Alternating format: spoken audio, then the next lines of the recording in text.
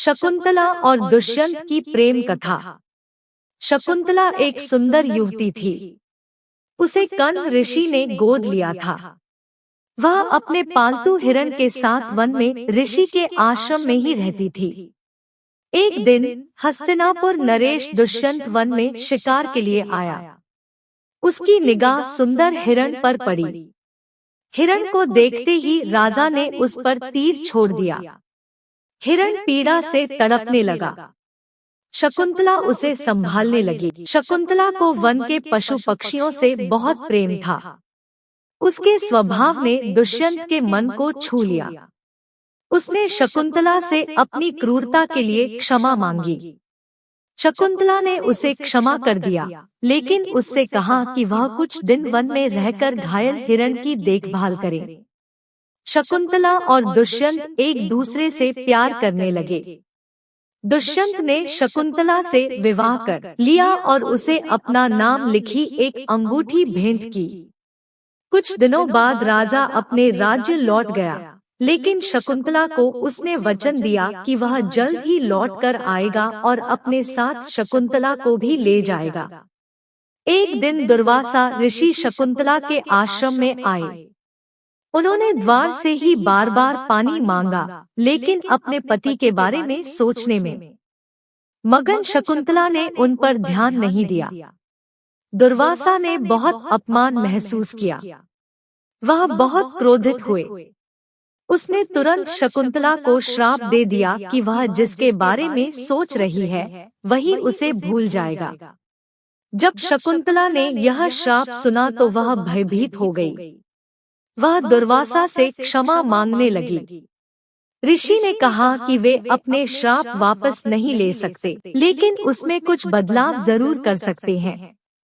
इतना कहकर वे बोले कि जब वह उसकी दी हुई कोई भेंट उसे दिखाएगी तो उसे सब याद आ जाएगा। श्राप के असर से दुष्यंत शकुंतला को भूल गया। शकुंतला वन में उसकी प्रतीक्षा करती रही।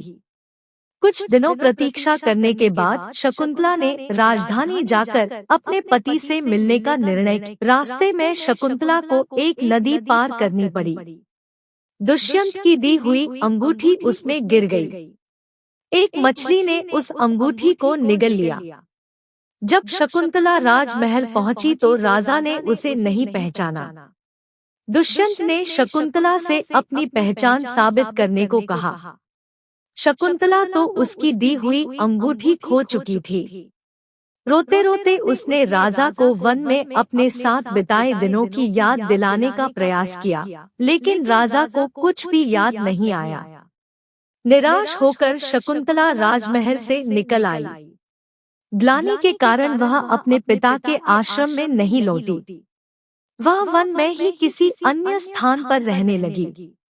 वहीं पर उसने एक बच्चे को जन्म दिया। बच्चे का नाम उसने भारत रखा। भारत बहुत वीर बालक था। वह वन में पशु पक्षियों के साथ खेलकूद कर बड़ा होने लगा। एक दिन एक मछुआरा एक अंगूठी लेकर राजमहल आया। उसने राजा को बताया कि उसे वह अंगूठी एक मछली के पेट में से मिली है। अंगूठी पर राजा का नाम लिखा देखकर वह उसे राजा के पास ले आया था। जब राजा ने वह अंगूठी देखी तो दुर्वासा ऋषि का श्राप मुक्त हो गया। राजा को शकुंतला की याद आ गई। वह तुरंत शकुंतला को लेने वन की ओर चल दिया, लेकिन वह उसे वन में नहीं मिली। निराश होकर वह राजमहल लौट आया। कुछ और वर्ष बीत गए।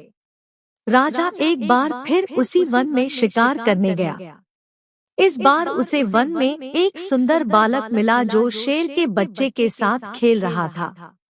वह निडर बालक उस शावक का मुंह खोलकर कह रहा था, अरे वनराज, अपना मुंह थोड़ा और खोलो, मुझे तुम्हारे दांत गिनने हैं। राजा उस बालक के पास गया और उसके माता पिता के बारे में पूछने लगा।